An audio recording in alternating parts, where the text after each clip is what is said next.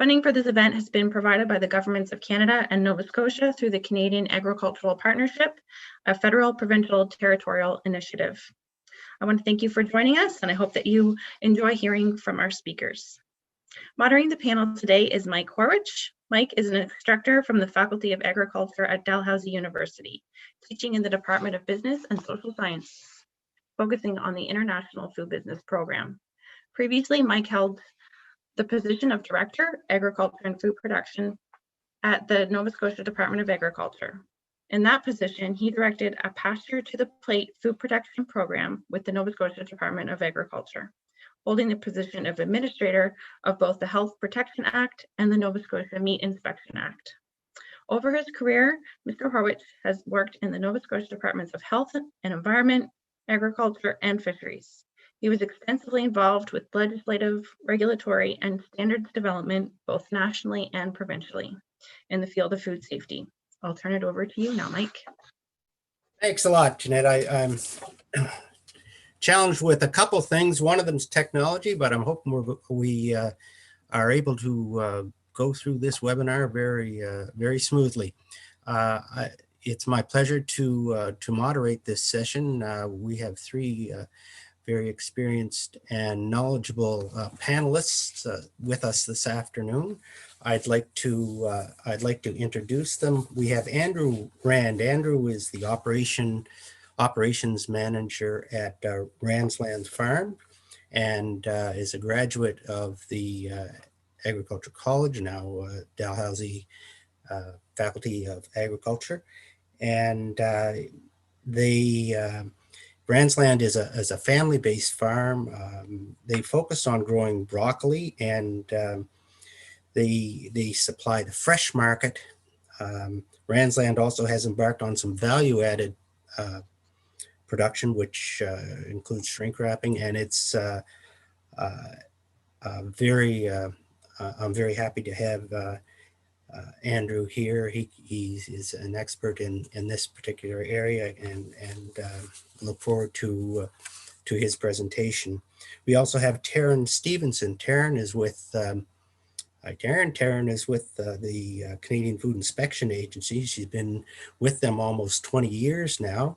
And for the last 10 or 11, she's worked in the food safety area and is the acting supervisor for the Atlantic Food Safety Team.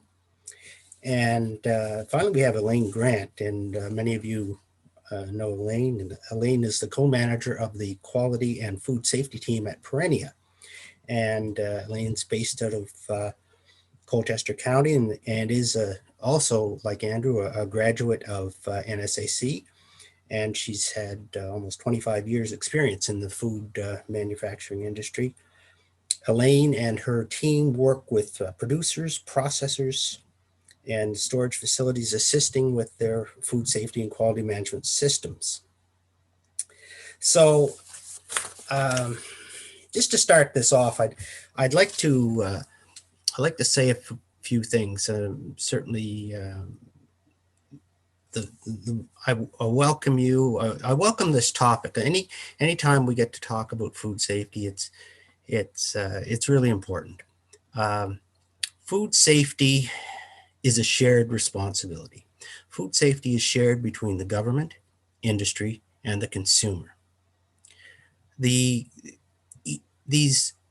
responsibilities are linked. They're not overlapped, but they're certainly linked.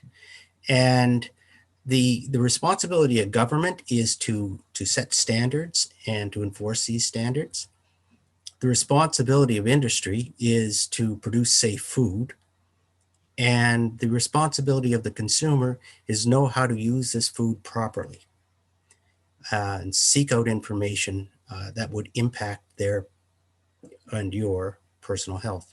So food safety, if you look at the coverage of food safety, it's really good in Canada. We all have these responsibilities. No matter who you are in that food industry, you have some type of responsibility when you consume food. So with that, this whole approach for this webinar will be There'll be 3 presentations given, and we welcome your questions to all of the panelists or individual panelists. And I would like to, I'd like to get started with Elaine. Elaine, if you could screen share, and we'll start with your presentation.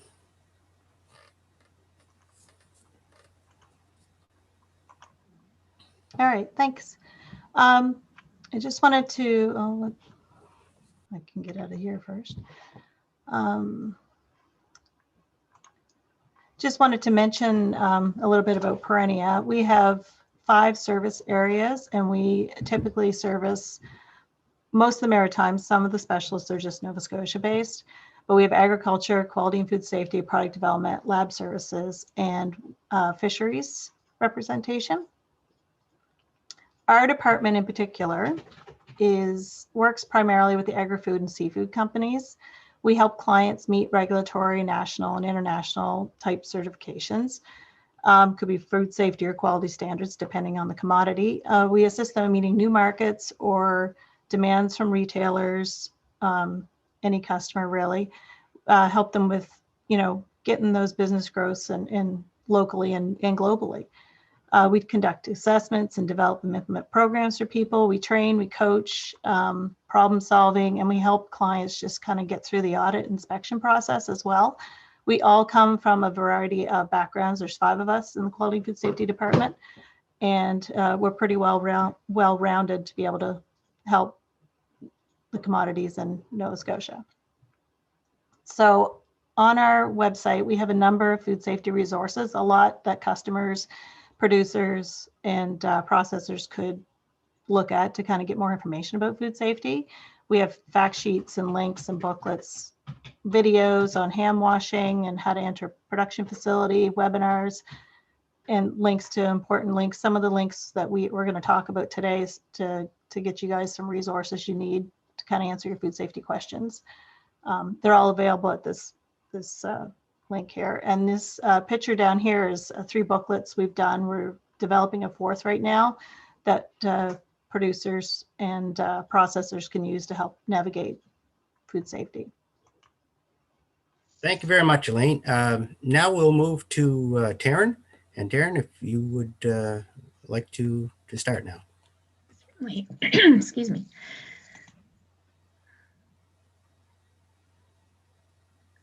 All right.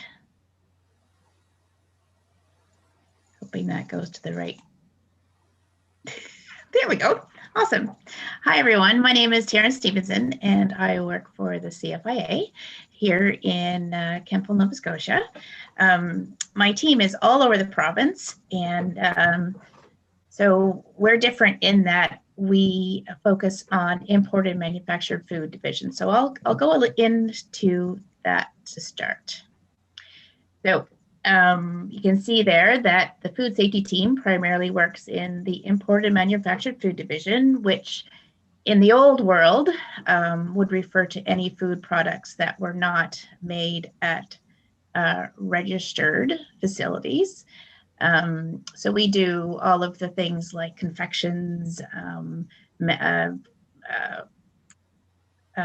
foods that are put together. So not the what we call pure commodities, like not registered meat, fish, eggs, dairy, things like that. We do food safety assessments at food manufacturing facilities, and we also look into food safety complaints, investigations, and recalls. Common misconception: we do not inspect food service establishments. We leave that to the province. That's their expertise lies in that. We work under where Mike referred to one of the shared responsibilities. Health Canada sets the standards, and the CFI actually enforces those standards. So that's where we come in. And we work under the Safe Food for Canadians Act and Regulations, which came into being on 2019 in January. And we also work with the Food and Drug Act and Regulations, and you can see those dates there. So the thing about the safe food, it's new to us as well as it is to a lot of you. It basically took 14 pieces of legislation and put them all under one, and specific commodities that before may have been referenced in the Meat Inspection Act, for example, that those commodity-specific regulations are in there, but they're just not pulled out separately. So it's quite a change for all of us. We're doing well. That actually, it's an interesting story how that came to be when the big meat issues with listeria that prompted a review of the food safety system legislation. And one of the recommendations was a review and amalgamation. So what are food safety assessments? Some of you may have seen one of us before. And I like to make that distinction because we do have like fish inspectors, meat inspectors, we're all considered food inspectors now under the Safe Food. But our division, the IMFP division, would specifically do for manufactured food. So you might still see someone who is has done a lot of work in the fresh fruit and veg, but they're all just called food inspectors now. So a food safety assessment with our food safety group might be 3 reasons that we come to see you. It's not usually under a like an annual visit or something like that, whereas in a licensed facility it would be. We would be there because there's a food safety trend that Health Canada would like us to look into. For example, a couple of years ago now, there was a big issue with bean sprouts. And so they found out who all the bean sprout producers were in Canada and had us go out and do an assessment and to educate on what it meant to produce a safe bean sprout. We would also contact you if we had a complaint to look into, or if we were referred by another government department. So we've often done some stuff for the province in that regard. There's been some concerns. When I talk to small agri-food businesses about the safe foods, particular because there's a lot of questions around licensing and how that works. A lot of questions about how to go about producing a safe product for retail sale or distribution. I always direct people to this website, and this is what the main page looks like, and I'll provide the links at the end, but the toolkit for food business is actually really good. And there's a link to a food labeling tool, which is really, really helpful. I use it a lot. It's actually a really good thing to use. Back onto food safety complaints, this is an excellent jumping off point there too, because it tells you who would be responsible for different areas of food safety. So you want to, if you have a complaint, you want to make sure that it gets to the right people for action. We actually recommend now that people fill out a web response form, and I'll show you an example of that too. It'll make sure that your complaint goes to where it needs to go. This is what the form starts to look like. That's just a screenshot of the beginning of it. And one thing I'd love to reach out and let people know is the lot code is not the UPC. So if you have a food safety complaint and you're going about filling out the form, it's important to note that there may be a usually a dot matrix or a printed on date code on the package. That's not the barcode. That just means that it is what it is, that says it is. Like it's a bag of chips, they all have the same UPC. The other thing that we do is investigations and recalls. So that could happen in a variety of ways. It could be a complaint follow-up, or if during a food safety assessment, we happen to see something that needed attention right away, there might be a recall that way, or it may sometimes be actioned by the food manufacturer. So for example, if they had a final product test come back outside of spec, then they would contact us and we would action an investigation and a recall, perhaps, hopefully not, but it does happen.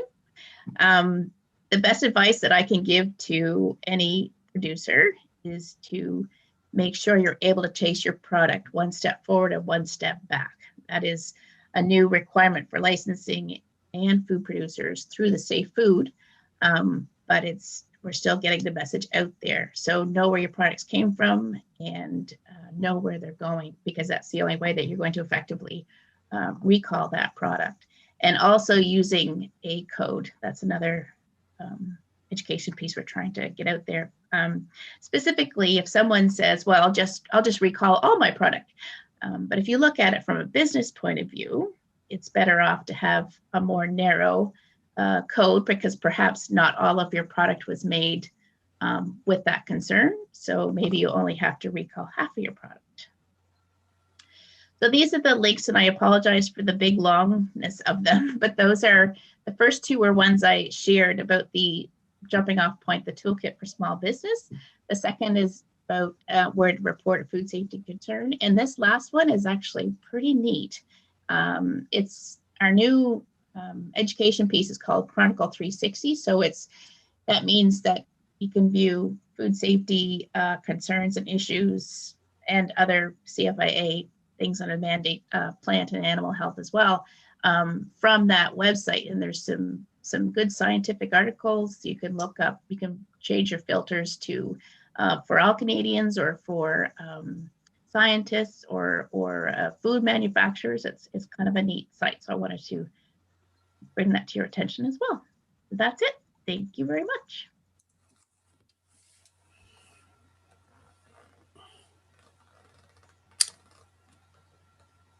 Thank you very much, Taryn. Now, Andrew, do you like to discuss or give us a little overview of your presentation, please?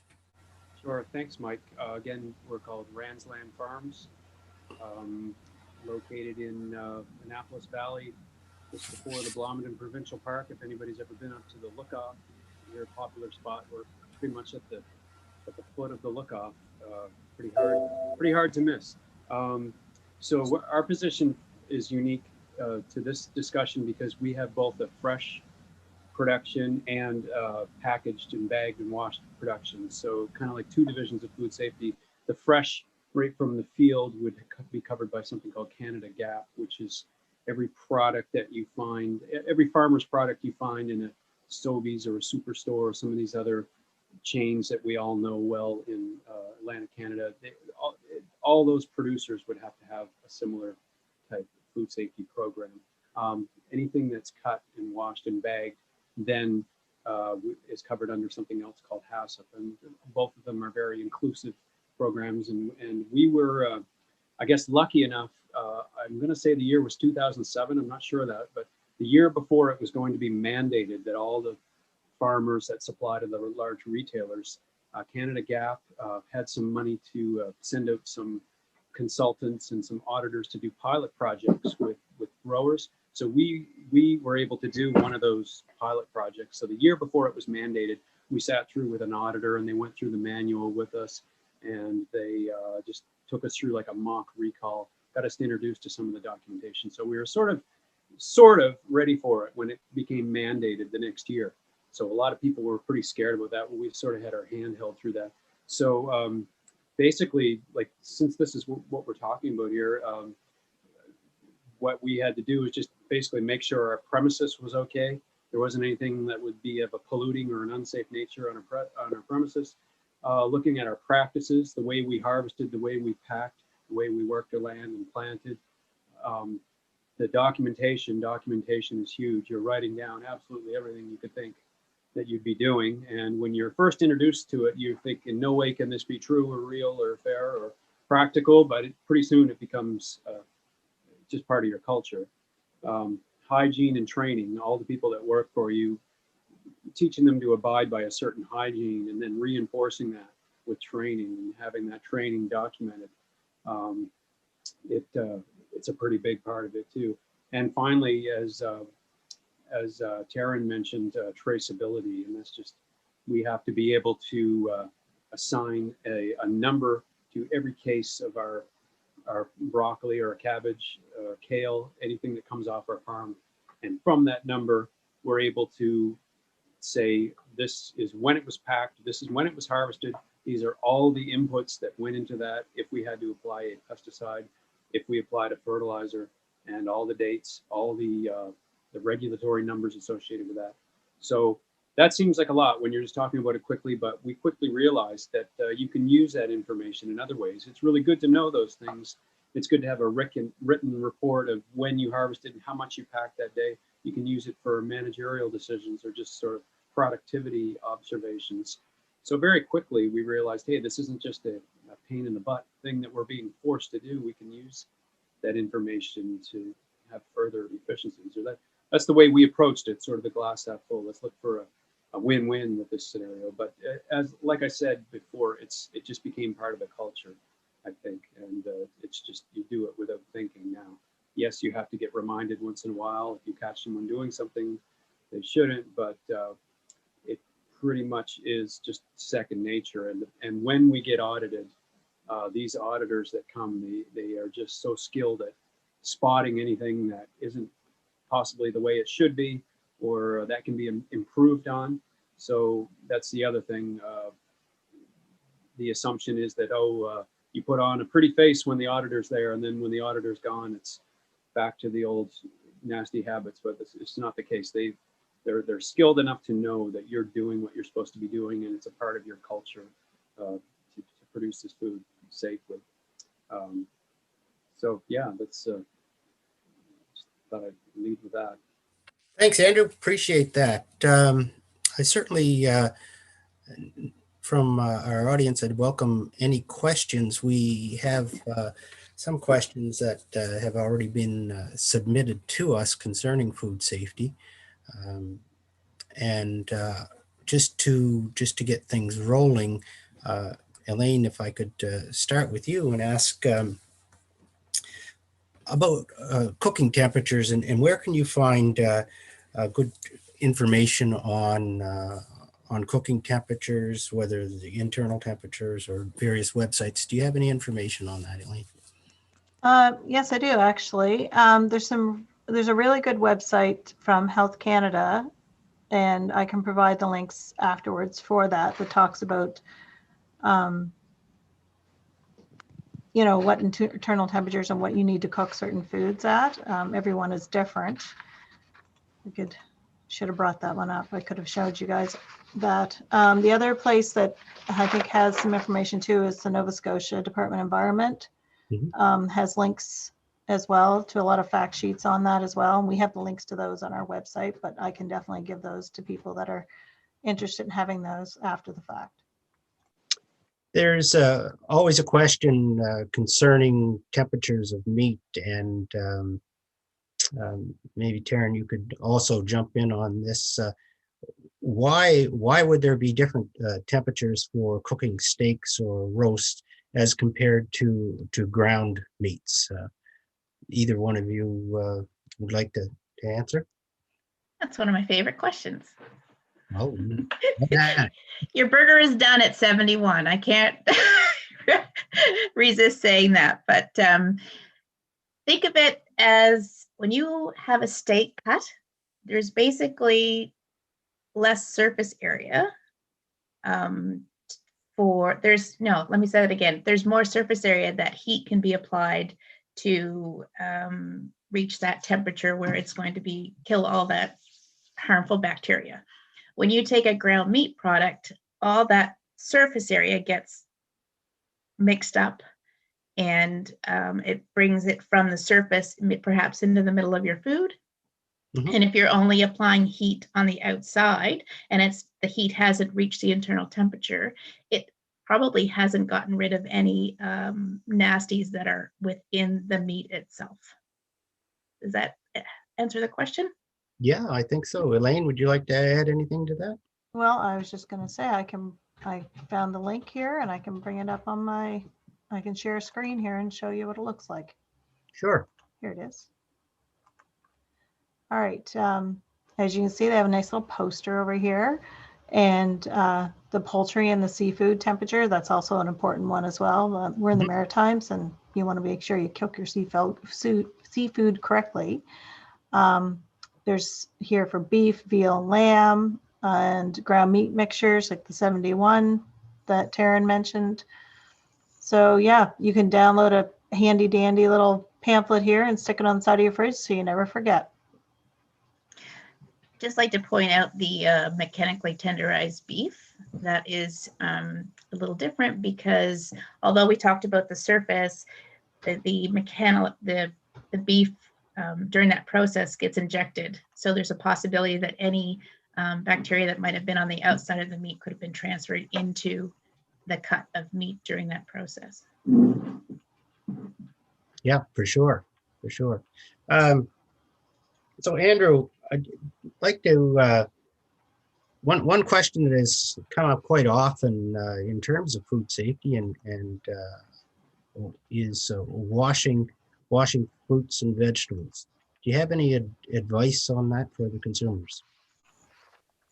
Sort of down to a personal preference, and you'll meet a lot of people that are not nervous at all about that kind of thing, and some people are very, very nervous and will, no matter what it says on the package, how much it has been washed, will wash it profusely. So a good rule of thumb is if it is raw, naked produce in its raw form, or as much as it can be raw in a grocery store, meaning that it was harvested from the field and then put on the grocery store shelf, it's probably a good practice to wash it, to be sure, with the under tap water. All of us, again, that are mandated to have these food safety programs cannot do anything that is going to pollute that food. So I personally have confidence in product coming from our farm, that it's not polluted and doesn't need to be washed profusely. But yet, it's still a wise thing to tell people, if it is fresh produce on the grocery store shelf, have your peace of mind, give it a quick wash. If it is packaged and in a bag and it is labeled that it is washed, you shouldn't have to rewash that. That's typically gone through some type of a parasitic acid or chlorinated wash to kill any foodborne pathogens that may be on it. Again, some people still do for their own peace of mind, so it boils down to personal preference. But if it is in a sealed bag, technically you shouldn't have to wash that. Unless by some chance it's close to the end of the best before date and it's started to metabolize a little bit, but then it's quite often the choice is not to eat it anyway. But so whether that's a good rule of thumb or not, it's personal preference. But if it's in the raw, naked form, give it a quick wash. If it's in a sealed bag, you should be okay. Okay, thanks. I'd like to add something to that too. Remember that if it's on the grocery shelf and it's not in a package, chances are someone has picked it up, check it out if that's the piece of produce that they want to buy, and they may have something on their hands and then put it back on the shelf. So it doesn't just happen at the producer level. It also happens at the consumer level, which brings my third point about how we all have responsibility as consumers for food safety. Yes, absolutely. So Taryn, just to follow you, there has been certainly quite an awareness of food recalls, particularly with greens, and the greens that are recalled are typically not from Canada; they are imported. Can you speak to that at all in terms of the food safety reviews? How are these products allowed into Canada? Generally speaking, we have to feed our population. I understand that, but in terms of the food safety that goes on in the various countries and at ports of entry. Well, being in Canada is really difficult to have a steady supply of fresh produce, especially at this time of year. So we do rely on imports to help us sustain that part of our diet. There are import permits that are required. One of the really great things about the Safe Food for Canadians Act is that now people that don't hold an office in Canada but import produce into Canada, for example. So we call them non-resident importers. They now are required to hold a food safety license, which says that they have a food safety program.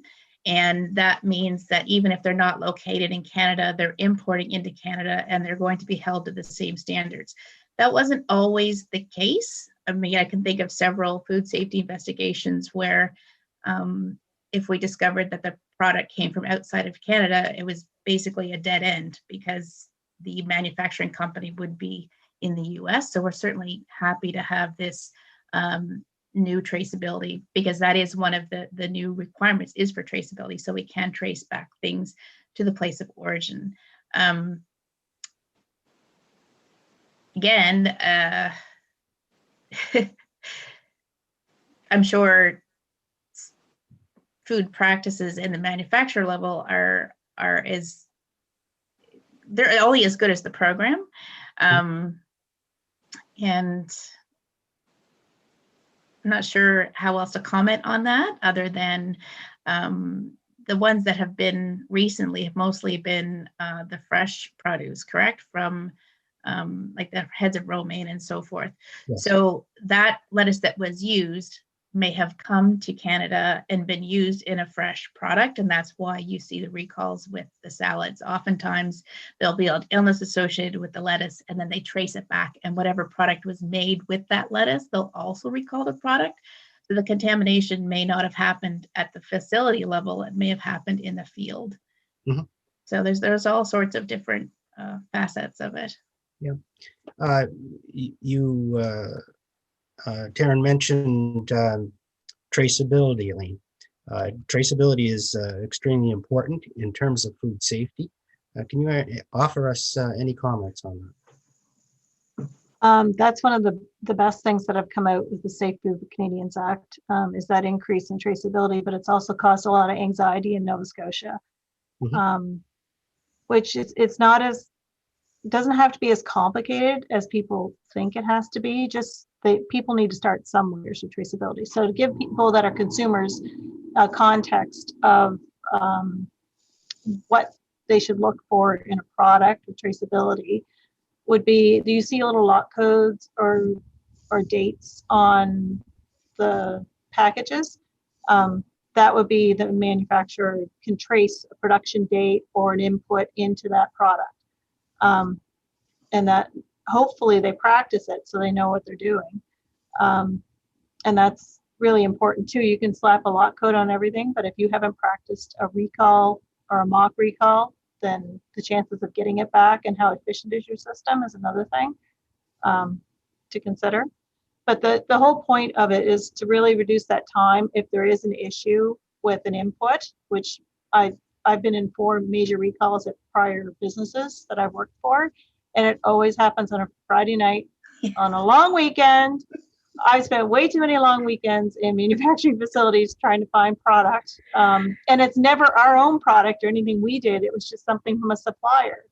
So, and you always have that panic feeling, and then you have to figure it out and move on from there. So that's why it's really important to practice, producers and just start somewhere. I mean, we have resources on our website, and we can walk anybody through it to make sure they have something in control. So, yeah. So maybe Taryn, you could comment on the saying of one step forward and one step back. What does that mean in terms of traceability to you?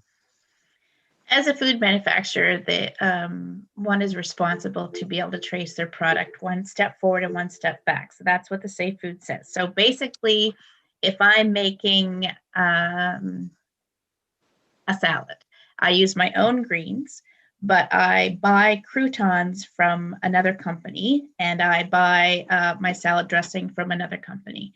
So I need to know where that came from, so that if there was an issue, if someone complained about my product, it made them sick, there was a confirmed illness with a doctor recommendation, then I'll be able to say, yeah, so when I made that salad on that day, I used from this lot code from this producer. But then I went the next day and I used a lot code from another producer. So they would trace back to which one was responsible. So perhaps then that would be traced back to that manufacturer, and it would be traced back to perhaps another manufacturer that may have used that product in their food as well.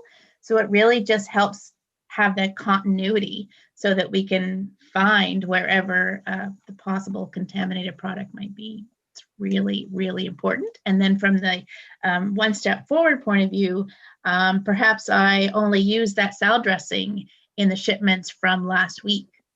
So I would only need to be concerned with that particular dressing or that particular shipment. So it prevents me from having to recall everything that I have out in the marketplace, when maybe I could just restrict it to that one particular date code. So that becomes helpful from a business point of view. And so the other thing is that if, as a consumer, I hear about a recall, I can confirm. I can go to the Canadian Food Inspection website, read up about the recall, because it'll list specific date codes, so that I can look in my fridge and say, oh, yeah, nope, that was from this date code. The recall is not, that food is not a part of that recall. I don't have to throw that out. I don't have to waste the food.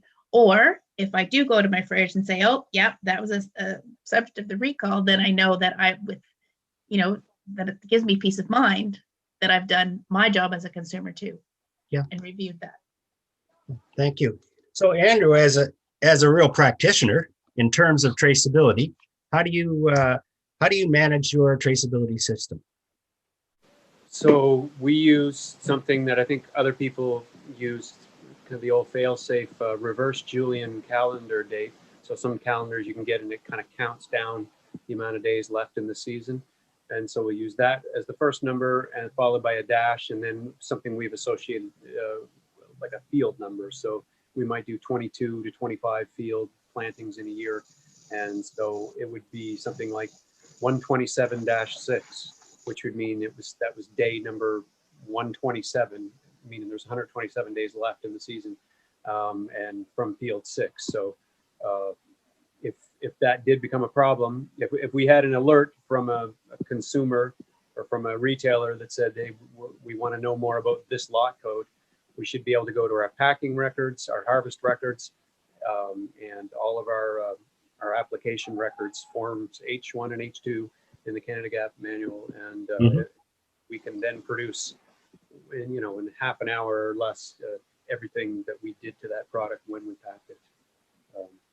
So yeah, and it's currently on every case. Like I say, we do broccoli, cabbage, and a little bit of bunched kale for the fresh market, and we haven't yet tagged every head of broccoli, but we're doing it to the case level. Quite typically, if a consumer knew that they had got sick, by the time they notified the retailer, they're probably still having that skid of broccoli, which has all the labels on all the cases. They'd be able to identify the lot code pretty quickly. But to be even better, we're working towards having it on every head of produce. That takes time and money for infrastructure. So Yeah. that answers your question. Yeah, sure. And do you have a personal sense of security with having a traceability system for your business? Yeah, for sure, because we've gone through these things before where we've had to go through that exercise. And if you didn't have it, I don't know how you'd ever give assurance to your customers that, we can assure you, unless you recalled everything you've ever done, which would be no fun. But no, I think that I don't think it's just a feel good thing. It definitely works. And yeah, so my answer is yes, it gives us a Okay. and pride in our product. That's great. I think that there has been one question. There's been a number of questions in terms of food safety regarding meat inspection, and there is in Nova Scotia and in some other provinces there's a meat inspection program. There is also nationally a meat inspection program, or federally a meat inspection program. There's a difference between the two systems in terms of their process and their approach. First of all, there's a jurisdictional difference. A meat inspection, any abattoir, any slaughter facility that is enrolled in the provincial system can only sell their food within that province. And they are limited to the provincial jurisdiction. If you are an abattoir that is enrolled in a federal inspection system, you can sell your product right across the country and internationally. if you're registered in another country. So that is the jurisdictional difference. In terms of the practical difference, the practical difference is typically with size. Federal facilities are very, very large. They are, they do thousands of animals, birds and animals a day, where a provincial facility is smaller, and they would not do near that volume.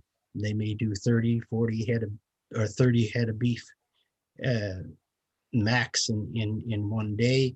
In this particular province, they'll do hundreds of birds, but or thousands of birds, but there is a significant difference in volume. There is also a difference in process. And the process for federal facilities is one where the plant employees are charged with the actual food safety, the evaluation of animals, of carcasses, and they are supported by a veterinarian from the federal government on site and other inspectors. They also are required to do a HACCP type system. Now, I don't want to get into too much detail on this HACCP, but HACCP is, as Andrew had mentioned, is a system where there's a lot of paperwork involved. And each carcass is evaluated, and it's a step-by-step process where food safety is protected throughout the whole system. Tests are required on certain lots or certain numbers of animals that may go through, whether it's spot checks or something specific. Whereas the provincial system has, being smaller, they have a system which we refer to as, in the province, we refer to as organoleptic.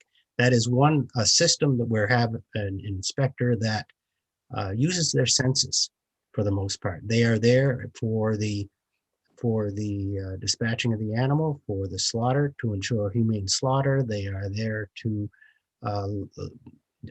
they do an ante-mortem inspection to make sure the animal is healthy. They do make sure humane slaughter. They'll do a post-mortem inspection looking at the carcass and glands and organs.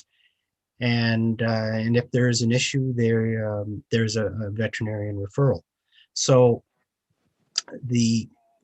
both systems have the same outcome, and the outcome is safe food. Two different systems, two different ways to do things. The federal government could not do, in terms of the volume, their meat inspection the way the province does. Absolutely couldn't, because you'd have, the cost of meat would be astronomical to pay for all those inspectors. So this HACCP system is an excellent system that they have in the federal government, which ensures food safety. The province has very few, relatively few abattoirs compared to what is across the country in their meat processing facilities, but they do have inspectors to go from different plants and monitor that meat inspection program. But as I say, the outcome is the same. It is a safe product. Now it leaves the abattoirs, whether federal or provincial, safely, in good condition, and then it is up to the consumer to do their part. As I mentioned at the beginning, it's a shared responsibility. The government sets the standards and enforces those standards, and industry produces safe food, and the consumer has to do their part in terms. So that's really the difference between the federal and provincial systems. Karen, Elaine, Andrew, would you like to add anything to that?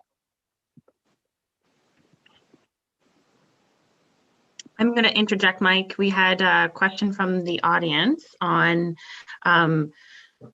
meat that's been in transit. So from remote north, and when frozen food are delivered in hot summer and planes do not have a fridge temp, does this pose a risk for meat that's been thawed or reduced in temperature? Do you have any experience with that? That would come, as long as it's not wild game. As long as that's not wild game, that would probably fall under the responsibility of the federal government for where it crosses provincial borders. It would, the receiver of the meat product, whoever that receiver is, should be monitoring the temperature when they receive that product. It should go on properly, should be loaded on board properly, and when it's received from at the airport or wherever the port is that they are receiving it, that should be monitored. That the temperature should be monitored, and if it stays in the frozen state, minus 18 degrees, then it should be fine. That is all part of usually a quality or it's a safety issue when receiving foods, and most facilities have food retailers have a requirement that the product, whether it's refrigerated or frozen, is temperature tested before they accept it from whoever sent it. There was a follow-up there saying that we always have spoiled chicken or fish in summertime. Is that something, Taryn, they can use that link you had there for reporting food safety issues? Could they use that link to flag something with inspections? Well, it depends. If it's at a retail facility, my understanding is that it would be the responsibility of the province. I'm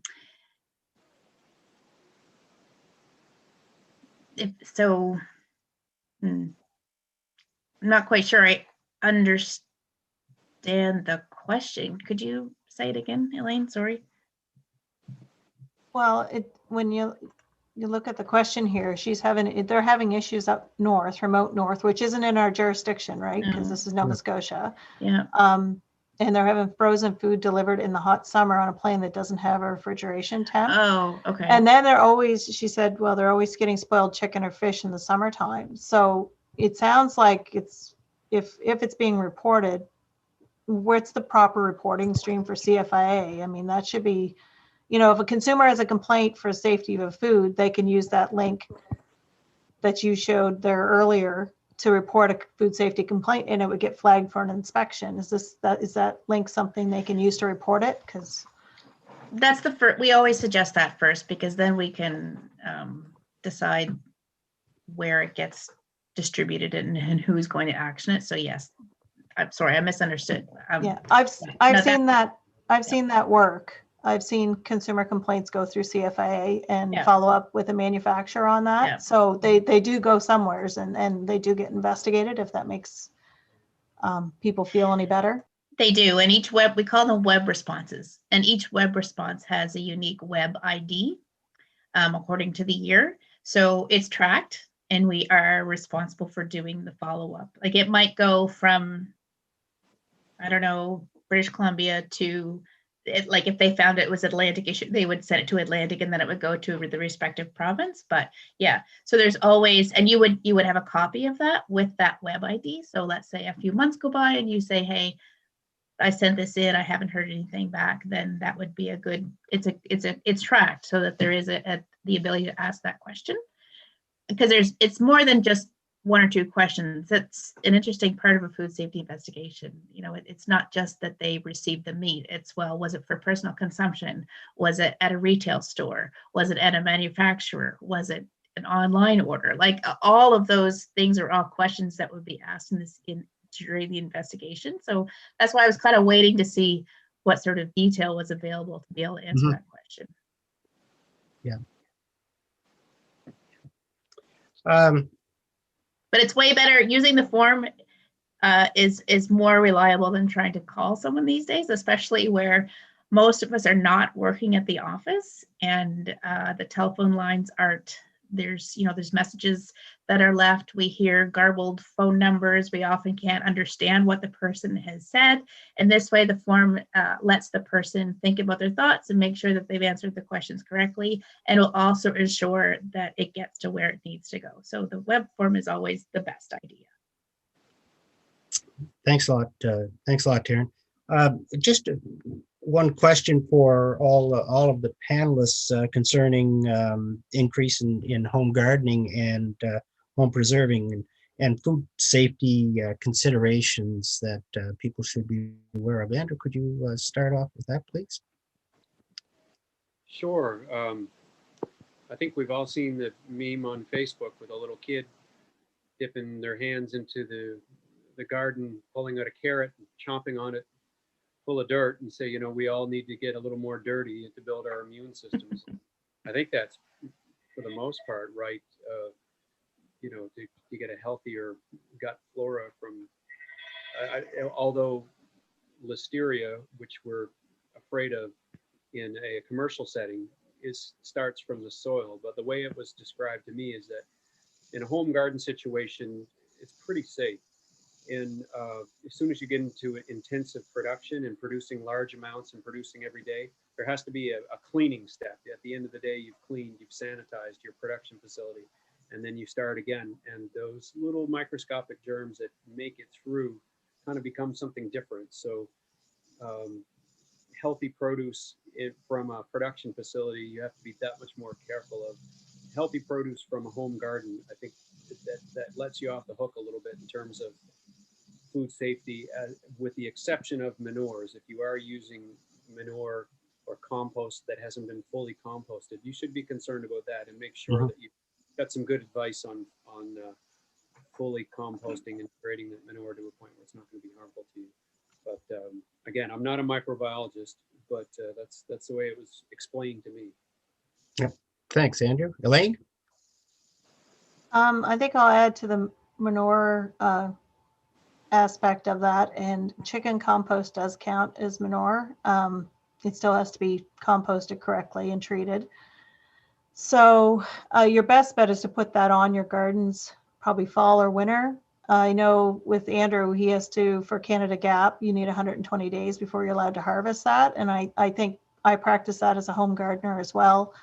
I think it's safety first that way. And, it's a lot of the contamination you see, especially from some of the farms down in the States, if you go back and follow up on those recalls, they can be led to contamination of water from a nearby farm, and it's all unintentional. It's just nature, and that's what happens. Stuff is grown in the ground. You need fertilizer for the ground. It's all going to come to be. So I think the home gardener, and choose good quality. Don't pick the mold off stuff and cut things off that don't look right, because you don't know, it kind of grows through product. So you have to be careful with that, and follow, reputable kind of canning websites.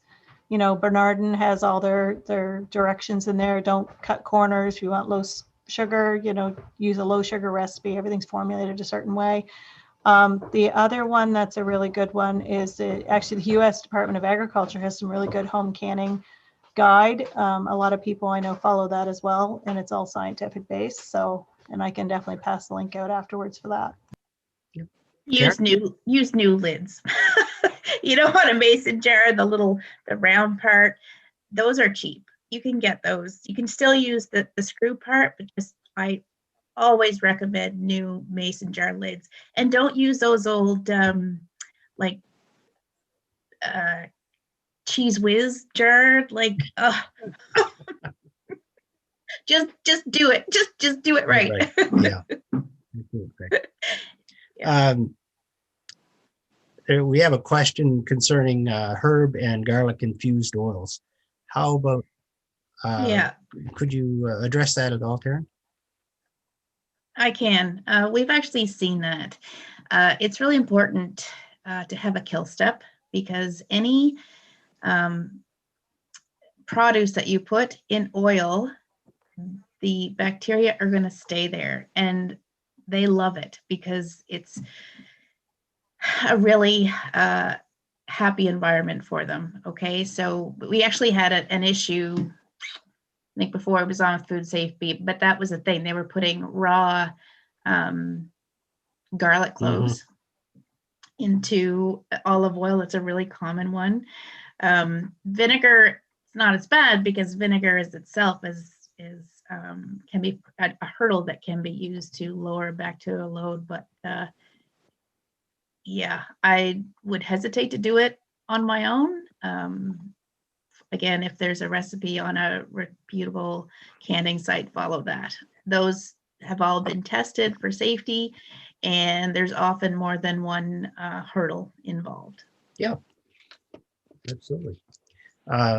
There have been different bacterias. Different bacteria have different medias for growth. Some bacteria that do not need air flourish in oils, and that can be a real problem. Botulinum is one of those, for sure. It has been it's quite a challenge in terms of home canning, but the good advice here is go to a reputable site. That's for sure. Go to a reputable site. So I think we're getting close to the end of our webinar here. If there are any more questions from the audience, we have one more about Scoopy and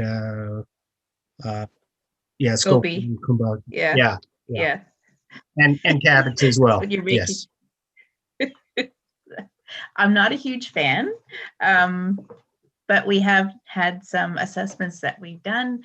The important thing with SCOBY and trying to make your own kombucha is make sure you're starting with clean materials. Always. That is probably the best advice I can give. And for any of you who are making home recipes, I would advise you to make a food safety plan before you try to sell it on the internet. Make sure you know what you're dealing with. We have, every year, we do several food safety investigations regarding products that people are making and trying to sell on Facebook. And some of them are high-risk products. So I just like to put that out there. Yeah. As an education component. It's not worth it. It's not worth it. Yeah, that we have, I know when I was with the province, we had a number of issues with products like that being sold at farmers markets, and there are different requirements there at farmers markets now than there have been in the past, for sure, in terms of approved product and testing ahead of time. So I hope, Jeanette, I'm going to turn this back to you. I think that panelists, have you any last words you'd like to say? Well, I'd like to say thank you for the opportunity. Well, thank you. I don't see any more questions in the chat, but if anybody does have a question that they have thought of afterwards, you can certainly email it to meetyourfarmer@nsfa-fane.ca. Answered for you, and you can also submit them on our website as well. And I just want to thank all of our panelists and Mike for moderating. It was a wonderful discussion, and it's being recorded, and we'll make sure that that's up on our website and available to you all very soon. So thank you very much. Thank you. thank you. Goodbye. Bye.